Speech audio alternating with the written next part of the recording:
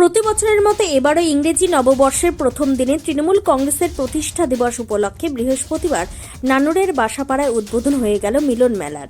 এদিন সেই মেলার অনুষ্ঠান মঞ্চ থেকে ধূপসারা অঞ্চল তৃণমূল কংগ্রেসের নেতৃত্বদের উপস্থিতিতে জেলা পরিষদের সভাধিপতি কাজল শেখের হাতে তুলে দেওয়া হলো 2.5 কেজি ওজনের রূপোর তরোয়াল। জানেই রীতিমতো বিধানসভা নির্বাচনের আগে বিতর্ক সৃষ্টি হয়েছে। উপহার গ্রহণের পর অনুষ্ঠান মঞ্চে অন্যান্য নেতাকর্মীদের সঙ্গে নিয়ে তরোয়াল হাতে নিয়ে মঞ্চে দাঁড়ান কাজল শেখ। ওই একই মঞ্চ থেকে সাংসদ অসিত মাল ও বিধায়ক বিধানচন্দ্র মাঝিকে রূপোর কলম উপহার দেওয়া হয়। সভাধিপতি কাজল শেখ বলেন, একসময় এই তরবারির প্রয়োজন ছিল, কিন্তু এখন আর এর প্রয়োজন নেই।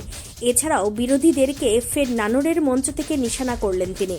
এই নিয়ে কটাক্ষ করতে ছাড়েননি বিজেপির বোলপুর সাংগঠনিক জেলার সভাপতি শ্যামাপদ মণ্ডল। বোলপুর থেকে অনুকূল গড়াইয়ের report, crime press Bengal news. সাহেব এখানে এসেছেন, তাছাড়াও পঞ্চায়েত সমিতির সভাপতি থেকে শুরু করে আমাদের নানু ব্লক সভাপতি শুরু করে আমাদের ফিসকো গ্রাম পঞ্চায়েতে উত্তীর্ণ সমস্ত জনপ্রতিনিধিরা এখানে এসে উপস্থিত হয়েছেন। আজকের এই শুভ সূচনা লগ্নে তৃণমূল কংগ্রেসের প্রতিষ্ঠা দিবস লগ্নে এই মিলন মেলার প্রাঙ্গণে 8 দিন ধরে কি প্রোগ্রাম হবে? 8 দিন ধরে বিভিন্ন ধরনের সাংস্কৃতিক অনুষ্ঠান ডালি সাজানো হয়েছে। যেমন কলকাতা থেকে নামি দামি শিল্পীরা এখানে এসে উপস্থিত হচ্ছে। যেমন আমাদের প্রাক্তন এমপি নুসরত তিনি আসছেন, রিদিকা পল আসছেন। বিভিন্ন ধরনের সাংস্কৃতিক অনুষ্ঠান বলতে যাত্রা গান, কলকাতার জগৎ বর্তমানে যারা বড় বড় ধরনের যাত্রা গান যাত্রা অনুষ্ঠিত করেন তারা আসছেন। আমাদের লোকাল যে ছোটো ছোটো শিল্পীরা আছে তাদেরকেও এখানে মঞ্চে তুলে সম্মানিত করা হবে। তাদের কাছ থেকেও বিভিন্ন ধরনের কলাকুশলী যারা প্রদর্শন করবেন এখানে। সর্বতই যে অনুষ্ঠান ডালি সাজানো আছে একগুচ্ছ বলতে পারেন।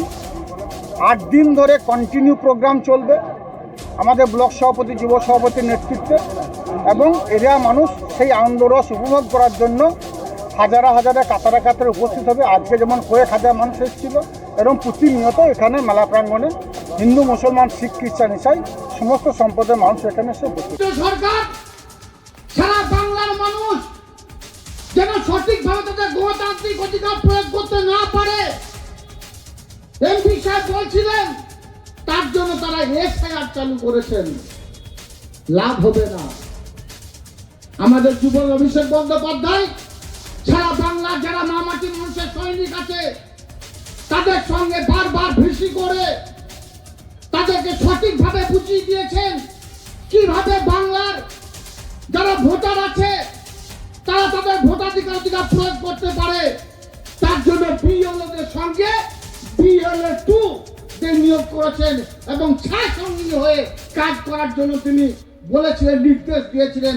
সেই নির্দেশ পালন করে সারা বাংলার বিএলএ 2রা সুনিশ্চিত করতে পেরেছে যে বাংলার যারা ভোটার যাদের গণতান্ত্রিক অধিকার সাংবিধানিক। আজ নানুরে মিলন মেলায় ধূপসারা অঞ্চল কমিটির পক্ষ থেকে কাজল শেখের হাতে তরবারি তুলে দেওয়া হলো। এই সম্বন্ধে আপনি কি বলতে চান? দেখুন, এটা দুটো দিক আছে। কাজলবাবু কি ঔরঙ্গজেব সাজতে চাইছেন?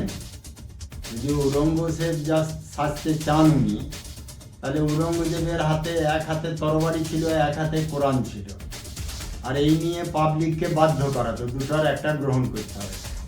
কাজলবাবু আর সেই রকম কিছু চাইছেন কিনা জানি না।